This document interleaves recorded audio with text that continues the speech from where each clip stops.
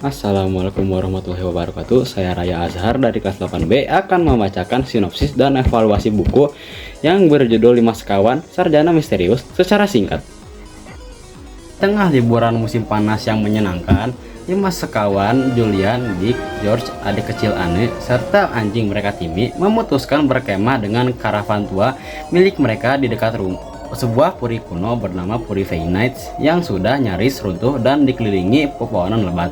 Lokasinya strategis, tak jauh dari desa kecil yang ramai dengan pasar malam penuh atraksi seru seperti pennelan api, pawang ular, dan pertunjukan sirkus ala pedesaan yang membuat liburan mereka semakin hidup.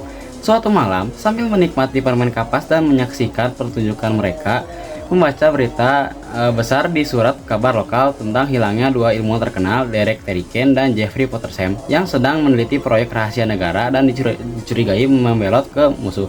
Penasaran, Dick secara tak sengaja melihat wajah misterius seorang pria pucat dengan janggut lebat mengintip dari jendela menara puri melalui teropongnya saat mengamati sarang gagak hitam di atap puri yang angker itu, memicu rasa ingin tahunya yang tak tertahankan. Dorong rasa penasaran, 5 sekawan diam-diam menyelidiki puri pada malam hari, dan berkat hidung tajam Timmy yang mengendus bau aneh, mereka menemukan pintu rahasia di balik puing-puing menara yang runtuh, membawa mereka menyusuri lorong gelap dan berdebu penuh sarang laba-laba hingga ke sebuah kamar tersembunyi di puncak menara.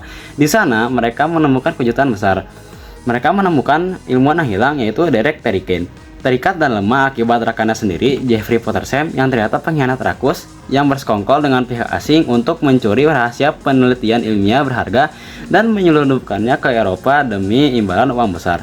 Saat Pottersheim muncul dengan wajah marah dan menyadari penyusup, ia dengan cepat mengunci pintu besi tebal, menyebak seluruh kelompok termasuk Timmy di dalam kamar sempit itu, mengancam akan membiarkan mereka kelaparan atau lebih buruk lagi jika mereka berani berteriak.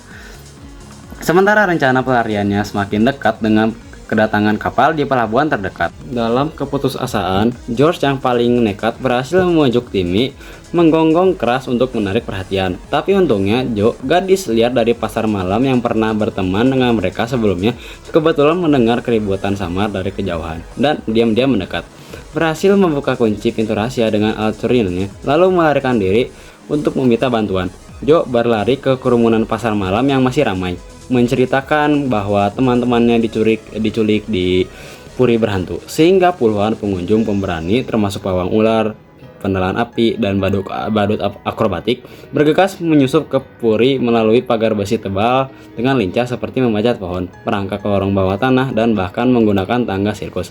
Mereka menyerbu kamar penjara, mengalahkan Pottersheim yang panik dengan kerjasama tim yang hebat. Akhirnya membebaskan Terryken dan 5 sekawan tanpa cedera serius, serta menyerahkan pengkhianat itu ke polisi yang tiba tepat waktu menutup petualangan ini dengan kemenangan, keadilan, dan persahabatan. Evaluasi. Kelebihan novel ini ada pada atmosfer misteri puri kuno yang kuat dan kejutan tokoh antagonis yang tak terduga. Namun kekurangannya pola cerita yang mudah ditebak bagi pembaca lama dan peran tokoh Anne yang pasif. Secara keseluruhan, buku ini direkomendasikan untuk pembaca yang menyukai petualangan detektif klasik yang ringan dan seru.